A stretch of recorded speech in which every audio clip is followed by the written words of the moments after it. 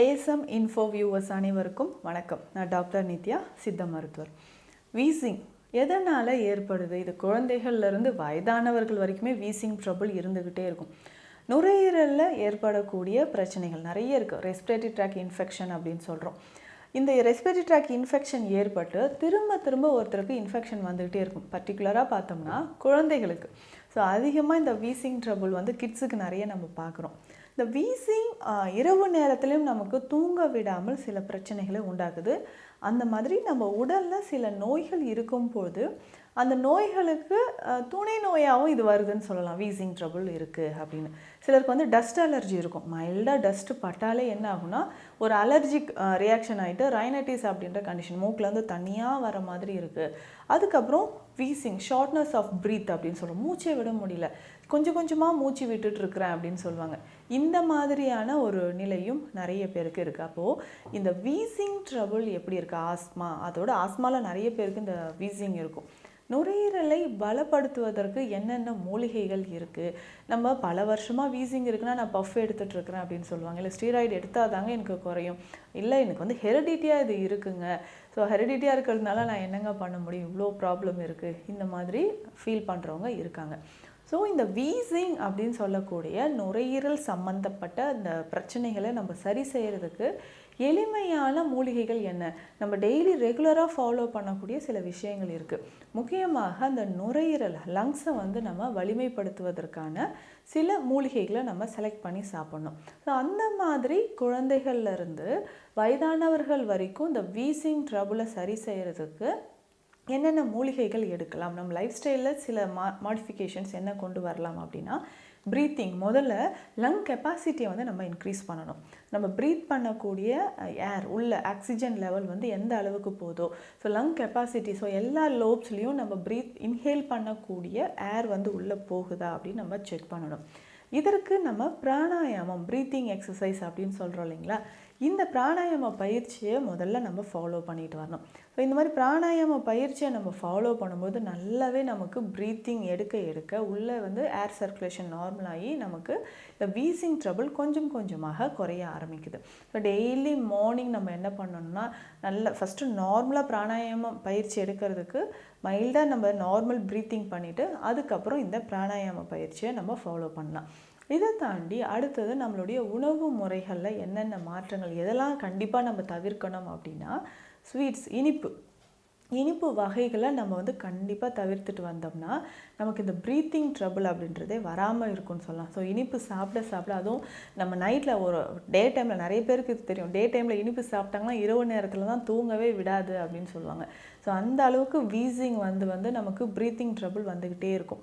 அப்போது இனிப்பு உணவுகள், அதுக்கப்புறம் சில்லுன்னு நம்ம சாப்பிடக்கூடிய சில உணவுகள், சில்லுன்னு நம்ம சாப்பிடக்கூடிய அந்த ஃப்ரிட்ஜிலேருந்து எடுத்து சாப்பிட்றது, இல்லை அவுட் சைடில் போயிட்டு நம்ம சில்லுன்னு ஏதாவது உணவு சாப்பிட்றோம், அதிகமாக ஏர் இருக்கக்கூடிய இடங்கள்லையோ இல்லை டஸ்ட்டு அதிகமாக இருக்கக்கூடிய இடங்களில் ரொம்ப நேரம் நம்ம ஏசி அறைகள்லேயே இருக்கிறோம், இந்த மாதிரியான காரணங்களாலும் நமக்கு என்ன ஆகும்னா வீசிங் ட்ரபிள் வர ஆரம்பிச்சிடும்.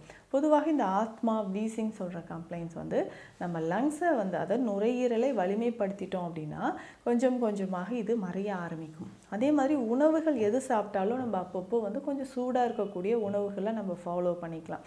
சூடாக இருக்கக்கூடிய உணவுகள் சாப்பிடும்பொழுதும் நமக்கு நுரையீரலோ இல்லை கபம் சார்ந்த பிரச்சனைகளோ வராமல் நம்ம தடுத்துக்கலாம் அப்படின்னு சொல்லலாம்.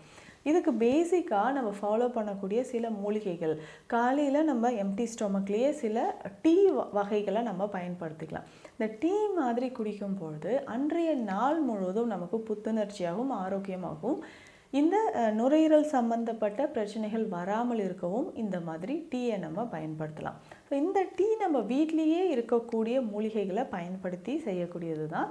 இதற்கு என்னென்ன மூலிகைகள்னால் பேசிக்காக நம்ம பார்த்தோம்னா மிளகு தேவைப்படும். மிளகு ஒரு 20 கிராம் எடுத்துக்கலாம். சிற்றரத்தை 20 கிராம் தேவைப்படும். கிராம்பு ஒரு 10 கிராம், ஏலக்காய் 20 கிராம் தேவைப்படும். அதுக்கப்புறம் பார்த்தோம்னா தனியா விதைகள் 100 கிராம் நமக்கு தேவைப்படும். ஸோ இந்த மூலிகைகள் எல்லாமே லேசாக வறுத்து நம்ம மிக்சிலேயே 1-2 பொடி பண்ணி வச்சுக்கலாம். ஸோ இந்த பொடியை நம்ம தினமும் டீ மாதிரி குடிக்கணும். ஸோ எப்போல்லாம் நமக்கு ஆஸ்மா, வீசிங், நுரையீரல் சம்மந்தப்பட்ட பிரச்சனைகளோ இல்லை உடலில் அதிகமான வலி, ஒரு டயர்ட்னஸ் இருக்கும், ஸோ இந்த டயர்ட்னஸ் இருக்கும் போதும் இந்த டீயை நம்ம பயன்படுத்தலாம். ஸோ இது வந்து ஒரு ஸ்பூன் எடுத்துகிட்டு நம்ம தேவையான அளவுக்கு, ஸோ ஒரு 2 கிளாஸ் வாட்டரில் இது ஒரு ஸ்பூன் அளவுக்கு எடுத்து போட்டு ஒரு 5 to 7 மினிட்ஸ் பாயில் பண்ணி இதில் கொஞ்சம் தேனோ இல்லை கருப்பட்டியோ நம்ம சேர்த்துக்கலாம்.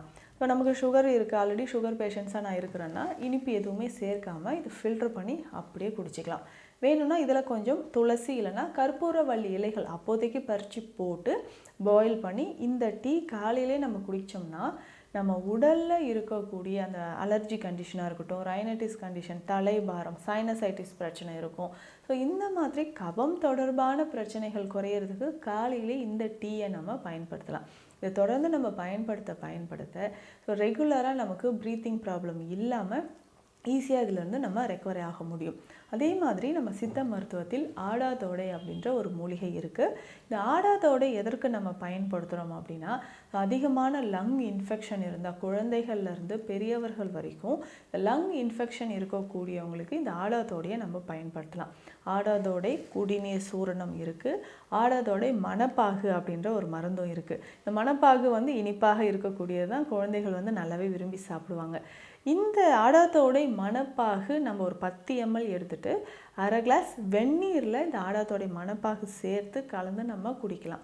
ஸோ குடிக்கும் பொழுது நமக்கு லங்ஸில் இருக்கக்கூடிய ப்ராப்ளம், நிறைய பேருக்கு மூச்சு திணறல் இருக்குது, சரியாகவே ப்ரீத் பண்ண முடியல, குறிப்பாக நைட்டில். ஸோ நைட்டில் இந்த ப்ராப்ளம் இருந்துச்சுன்னா நைட்லேயும் நம்ம இதை வந்து குடிக்கலாம். அதற்கு இந்த மாதிரி ஒரு நாளைக்கு 2 வேளை இந்த ஆடாதோடை மணப்பாக பயன்படுத்தும்பொழுது நுரையீரல் சம்பந்தப்பட்ட பிரச்சனைகள் நமக்கு எளிமையாகவே குணமாகும். இல்லை அப்பப்போ நம்ம என்ன பண்ணலாம்னா ஒரே ஒரு கிராம்பு இல்லை சிறு துண்டு சிற்றரத்தை இதை வந்து வாயில் நம்ம வச்சுட்டு இந்த சலைவாவோட உமிழ்நீரோட சேர்த்து நம்ம விழுங்கிக்கிட்டே வந்தோம்னாலும் நுரையீரல் இல்லை தொண்டை சம்மந்தப்பட்ட பிரச்சனைகளுக்கு இது சிறந்த தீர்வாக இருக்கும்னு சொல்லலாம்.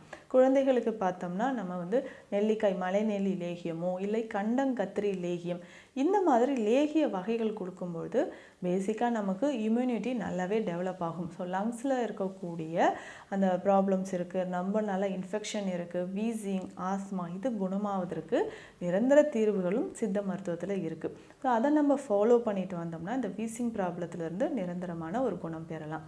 மீண்டும் அடுத்த பதிவில் சந்திக்கலாம். நன்றி.